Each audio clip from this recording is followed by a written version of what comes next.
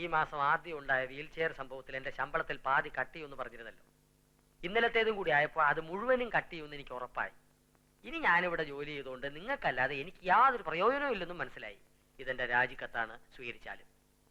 അത്രേ ഉള്ളൂ. നിക്ക, ഇന്നലെ താൻ എന്തൊക്കെ ചെയ്തെന്ന് വല്ല ഓർമ്മയുണ്ടോ? സ്വപ്പം മുമ്പാ കെട്ടിവിട്ടത്. മറ്റുള്ളവർ പറഞ്ഞറിഞ്ഞു. ആംബുലൻസിന്റെ ചില്ല് മൊത്തത്തിൽ തകർത്തു.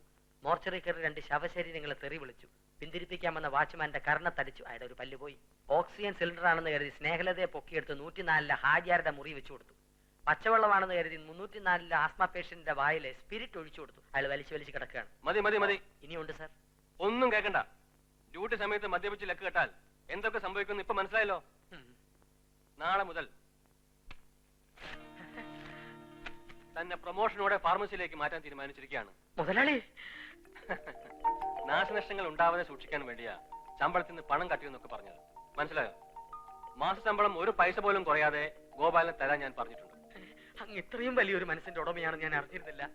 അങ്ങ് എന്റെ ദൈവമാണ്, എന്റെ അച്ഛനാണ്. അങ്ങയെ ഞാൻ തെറ്റിദ്ധരിച്ചു. സാരമില്ലടോ. ഇനി ഞാനൊരു സത്യം പറയട്ടെ.